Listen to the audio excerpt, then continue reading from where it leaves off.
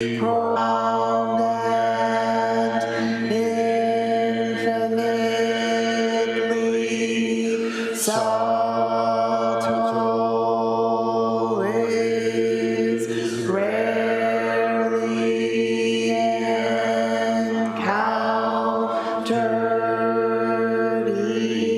even in millions of ages. Now we see it, hear it, receive and maintain it. May we completely realize the Tathagata's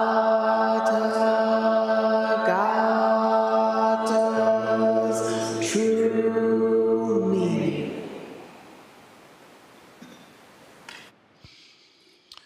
Thank you, everybody. Let's make sure that folks who aren't acclimated yet have access to the appropriate text so they can join in to the chant. And also, Fuzan, if you would close the other door there just halfway or so. And please feel free to come and sit closer if you would like to so that we can see each other. You're very welcome to do that, or use the couches, chairs, whatever is comfortable. Main thing is that we can see each other.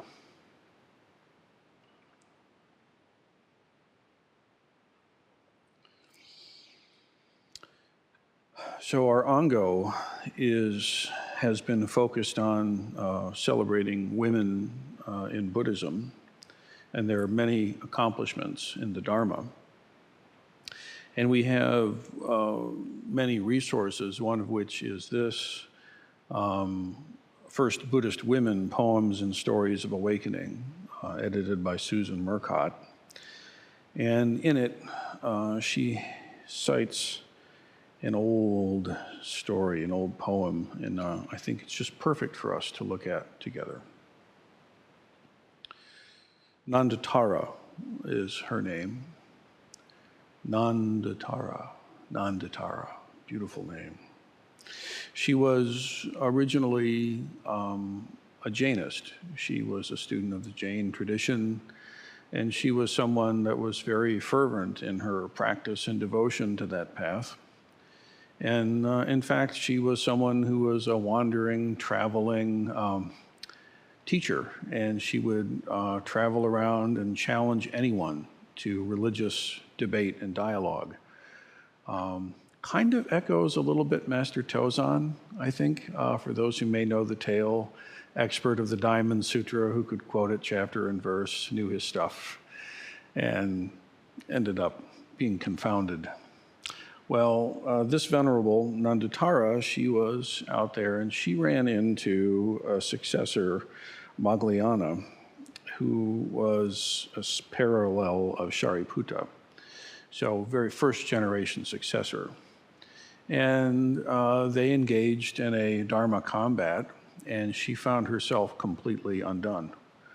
Her positions couldn't withstand the light of the Dharma, the Buddha Dharma.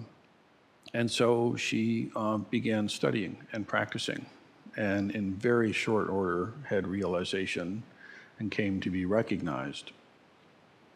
She wrote a poem that I'll read to you now.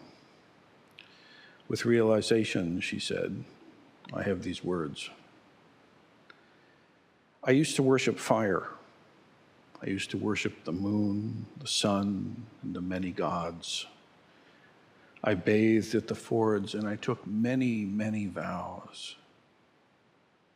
Also, I have shaved half my head.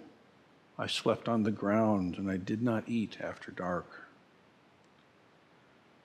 Other times, I loved my makeup and my jewelry, baths and delicious perfumes, just serving my body, obsessed with sensuality. Then faith came. I took up the homeless life, seeing the body as it really is. Desires have been rooted out. Coming to birth is ended, and my cravings as well. Untied from all that binds, my heart is at peace. Now, inside this is something of a map. Our teacher, is pointing out something of her trajectory. One thing to know is that she was a Brahma caste, Brahman, and so those are the folks who are charged with all the rites and rituals of Hinduism, what we now today call Hinduism. And so when she opens and says, I used to worship fire, I used to worship the moon, the sun, and the many gods, she's talking about the rites and rituals that would have been her childhood experience. Many of us have come from a religious tradition that failed us. Not all, but many. This is a very common thing. We tend to feel as 21st century Americans that, we're unique in this. Somehow we're special in finding the spiritual tradition of our family not quite hitting the mark. No, it's pretty common. It's been around for a long time. As I often have said, religion is like the blues. It's very easy to do badly. To get it right is not easy. It's very easy to get it wrong. And so in her case, the worshiping of the fire god and the moon god and the sun god and all of this. She bathed at the sacred sites. She went to pilgrimage to all the special places, and she took the vows associated with them. And yet, perhaps we might translate to say, well, I memorized my Bible and I went to see the great display of the Ark down in Kentucky, and it failed me. Or maybe you went through the rites and rituals of whatever other tradition, let's say. Now, I don't want to say that those rites are inherently wrong. They just didn't hit the mark for you, let's say. Although I do think that Ark thing is wrong. But then she says something very different. Then I tried shaving my head and sleeping on the ground and restricting my diet. This is a different approach in these lines. This is the way of the ascetic. I tried worship, the gods, nature, trying to connect in some way, some good things, and yet not quite. And so I tried asceticism, making an enemy of the body, restricting, discipline, this kind of, right? Still not it. A trajectory very similar to the Buddha's own. Not so different, really. Remember, these folks were living in a culture where these were the approaches on offer. If you surveyed what were the options of the day, that's two of them right there. Village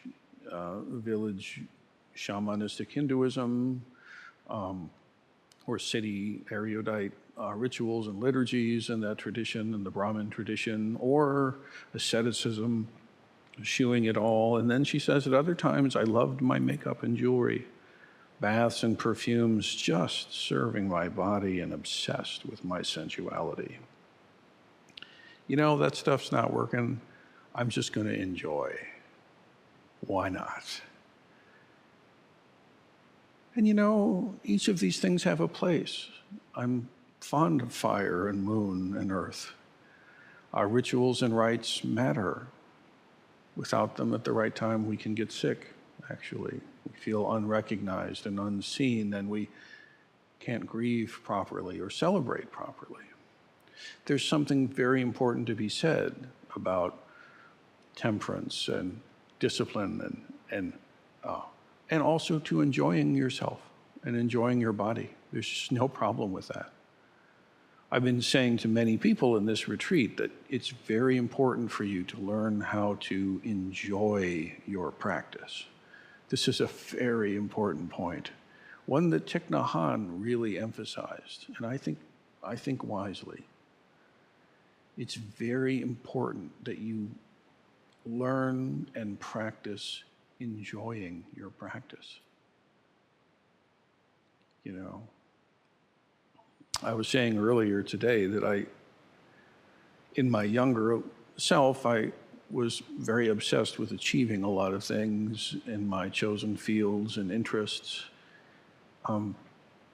But somehow, even though there was the struggle and wins and losses of that, it wasn't until I did a Sesshin that I actually learned how to enjoy doing the dishes and how to enjoy a cup of tea and how to enjoy a nap. Just the most basic thing, really, but not so easy. In the midst of the catastrophe in which you sit, can you? Can you really? Can you really appreciate and enjoy your life right now, even with ... You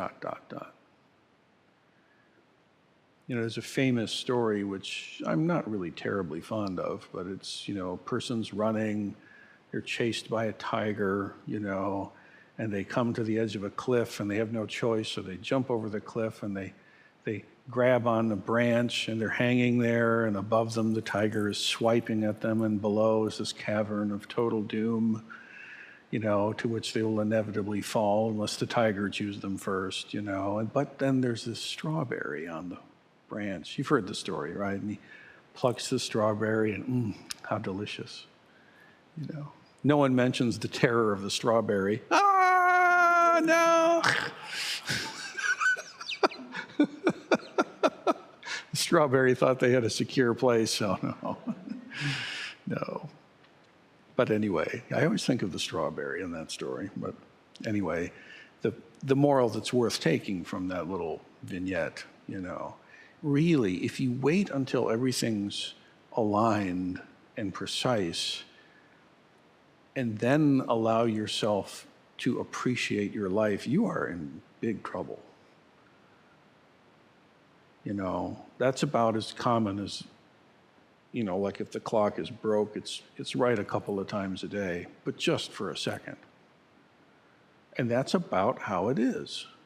Every once in a blue moon, maybe twice in a 24-hour period or so, everything's just the way you want it. Maybe. But then not. A second later, something else is true. How do we learn to appreciate and enjoy our life as it actually is? And sometimes people can make awakening this kind of gut-wrenching project that I've got to gut it out and I've got to make it happen and I've got to do it and I've got to see it and I'm going to I, and then I'll be good. And there's just so much in there that's unhelpful to your awakening. I think very good to just relax and enjoy your sitting, enjoy your breathing, enjoy your walking, like really in your bones, even with ... whatever it is. I'm too young, I'm too old, whatever. And that's like an initial kind of preliminary tone that I think is very important, because then there's work to do. We're not done. We're just settling down enough to really be able to dig in.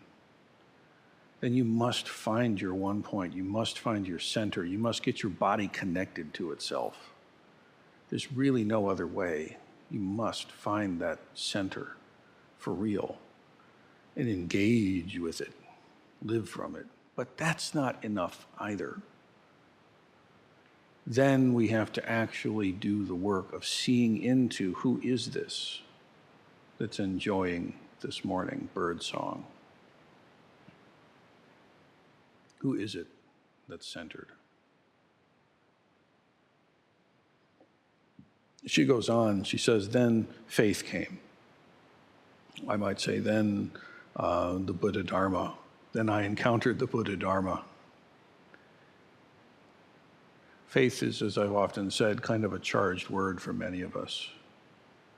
It's come to be almost useless for many people because of trauma. It's really not a bad word. But again, it's easy to do wrong. And many of us have been very earnest and been knowingly or unknowingly just taken advantage of in the name of faith. So let's not. However, encountering the Buddha Dharma, this is not a matter of belief. Like the taste of this. It's not something I believe. It's just a taste. And I know it. I don't have to prove it. No one can take it from me. She had an encounter of the Buddha Dharma. Then the Buddha Dharma came, and I took up, she says, the homeless life. And at her time and place, that was how you practiced. You became part of the Sangha, and you wandered, and you followed the community. I might translate to our day and time and say, then I took up being a practitioner of the Great Way. Then I encountered the Buddha Dharma, and I became a practitioner of the Great Way. Seeing the body as it really is. Seeing reality as it really is. Seeing yourself as you really are. Seeing myself as I really am. Seeing reality directly and clearly as it actually is. Suffering has been rooted out.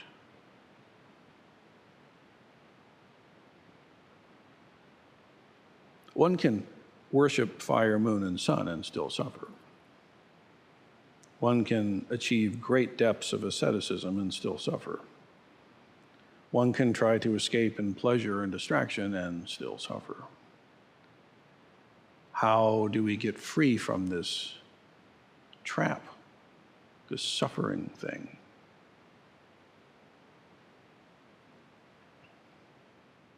Then I encountered the Buddha Dharma, and I became a practitioner of the Great Way. Seeing reality as it truly is, suffering has been rooted out. Coming to birth is ended, and my cravings as well. Untied from all that binds, my heart is at peace. Coming to birth is ended. Who are you? You know, today there's a lot of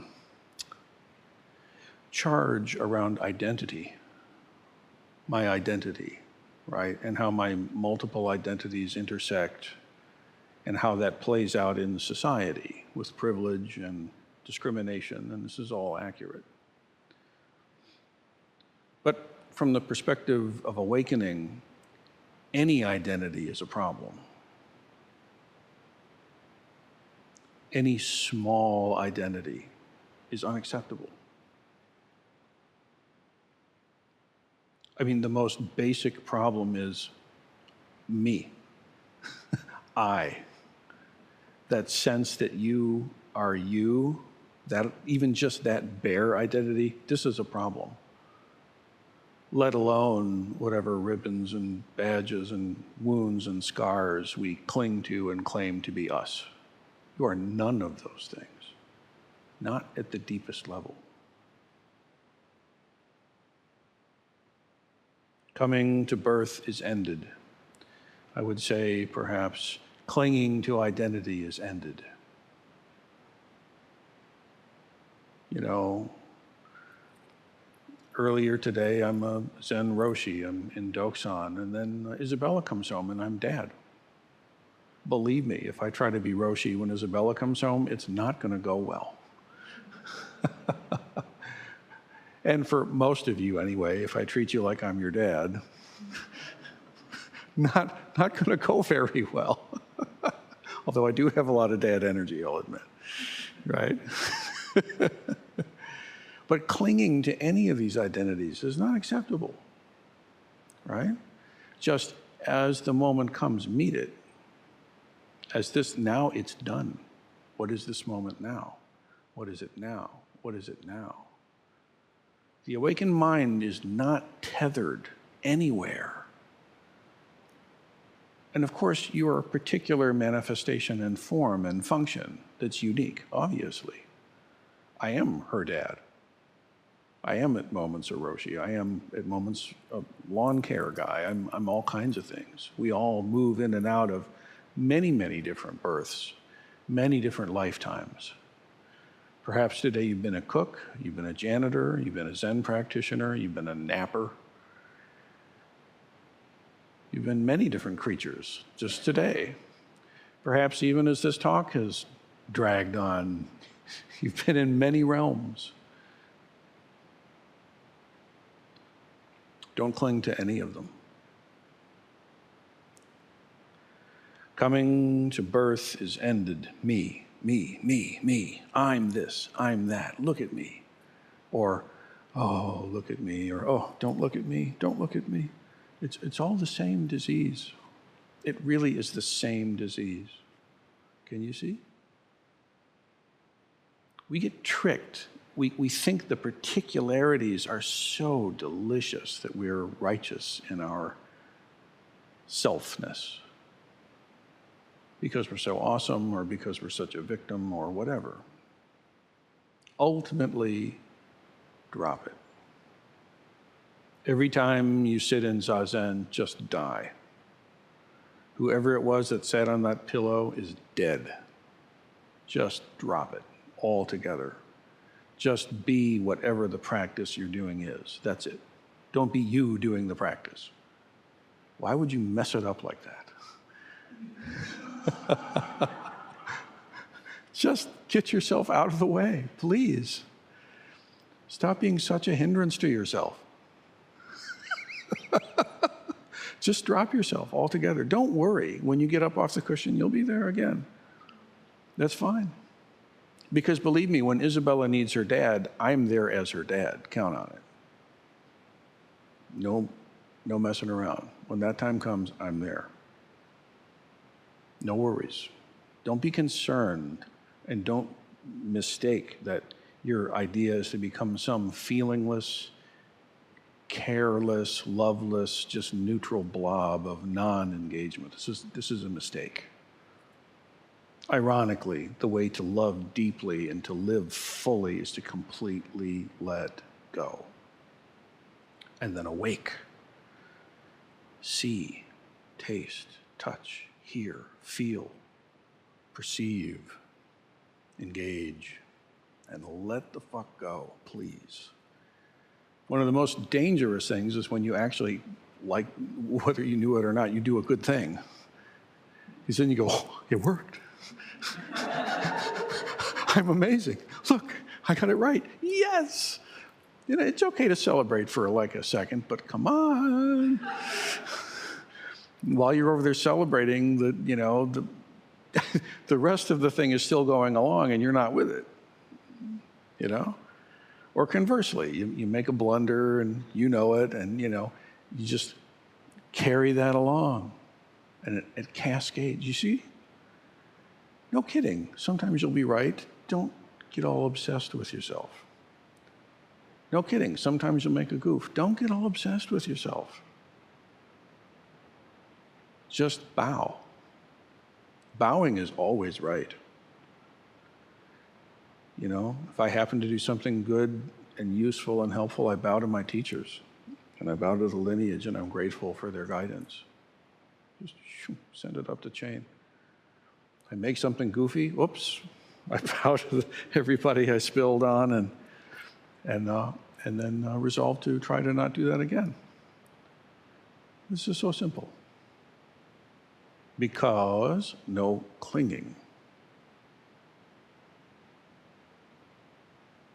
You know, imagine if you think you're a permanent entity, pure and lovely, white as the driven snow is your soul, and then you go and think that bad thing, and a big black goes on it forever. Oh, the horror. And then you think the thing again, oh no, another black spot. This is crazy making, right? And then you have to carry that around like this is you. Ooh, this is a prescription for pathology here. It really is. Or conversely, I'm amazing, and you put a gold star. Look at me. And then a gold star. Look at me. And you know, the reality is you got a bunch of black marks and stars and a bunch of blank space, and who knows what the fuck it is, you know? You don't know. Don't worry about it. That's a myth. That is not true. This is why we have to see, you have to see for yourself what's really going on.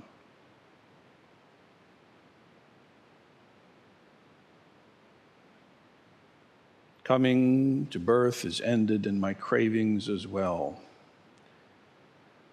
Untied from all that binds, my heart is at peace. And this is the key, this untethering that she's pointing us to. Untied from everything.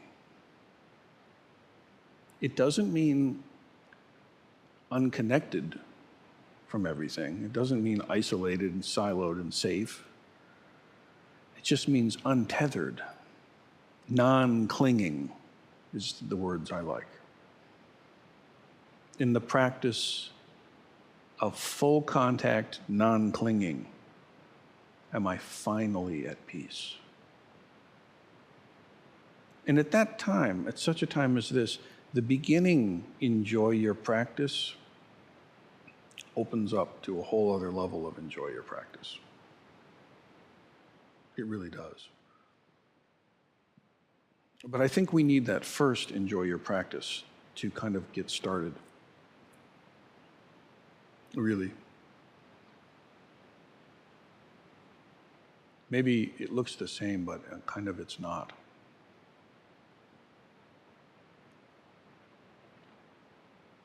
So don't be satisfied.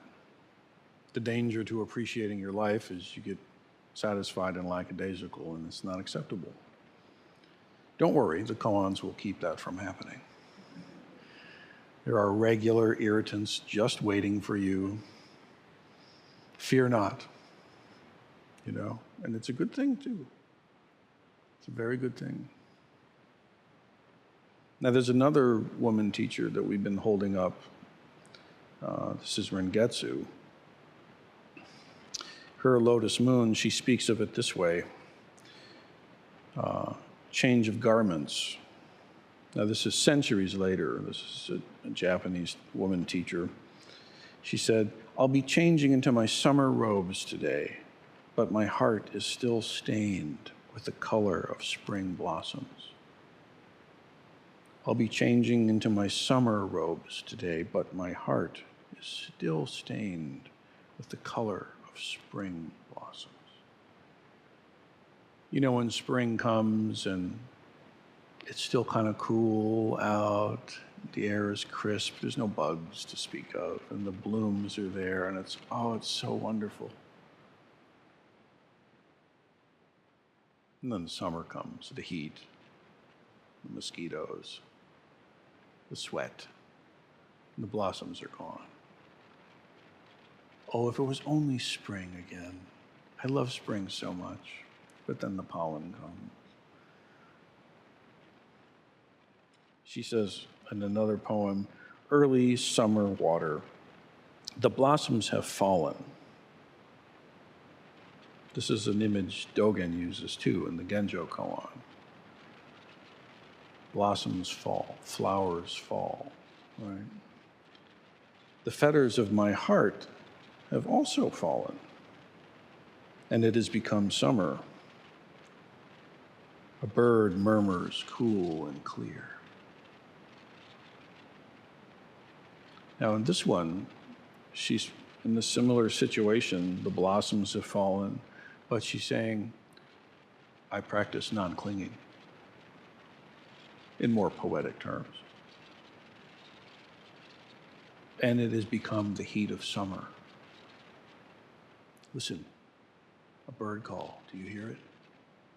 Calls us right into the moment, right into this moment as it actually is, across centuries.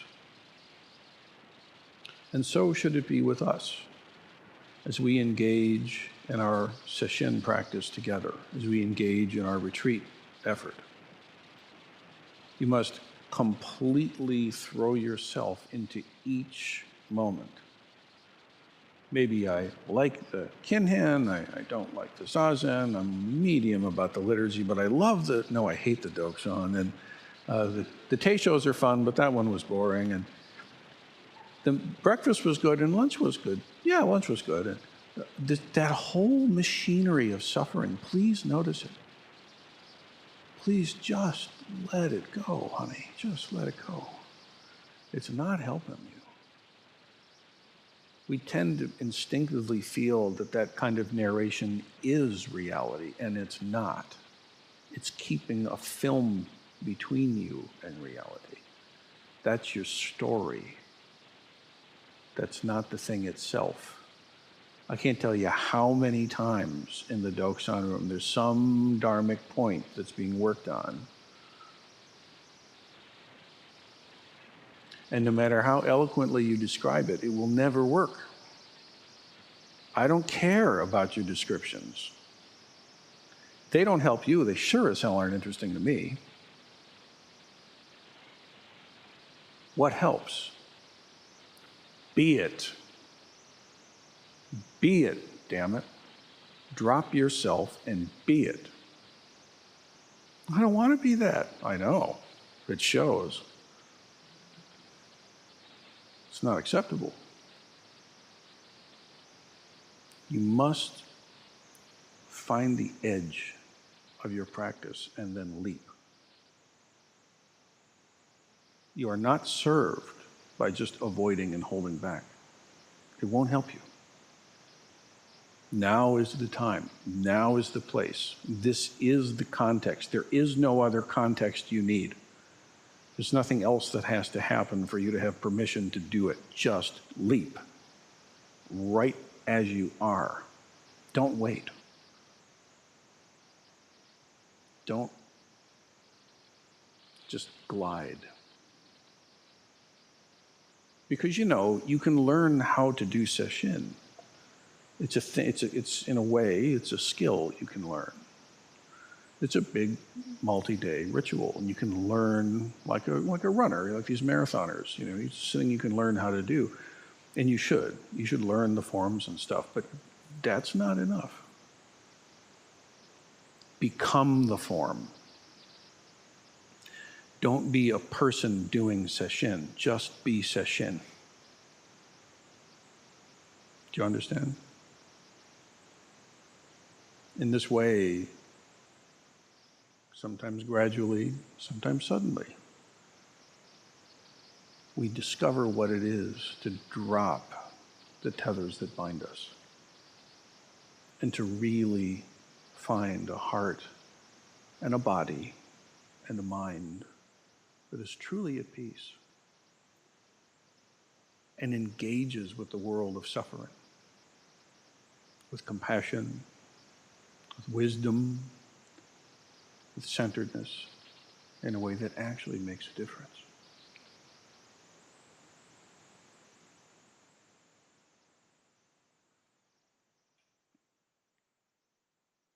Nanditara's heart at peace. I used to worship fire, the moon, the sun, and all the gods. I bathed at the sacred fords, and I took many vows. At other times, I shaved half of my head. I slept only on the ground, and I restricted my food. Other times, I loved my makeup and my jewelry and baths and perfumes. just serving and enjoying my body, obsessed with my own sensuality. Then the Buddha Dharma came, and I took up the practice of the Great Way. Seeing reality as it really is, clinging has been rooted out. Coming to birth over and over, endlessly, is ended. And my clinging as well. Untied from all that binds, my heart is at peace. Rengetsu's early summer water. The blossoms have fallen. The fetters of my heart have also loosened, and it has become summer. A bird murmurs, cool and clear. Actually, it's not a bird, it's a brook. Sounds better. The water murmurs, cool and clear. The sound of the machines, the raising temperature in the room. Yes.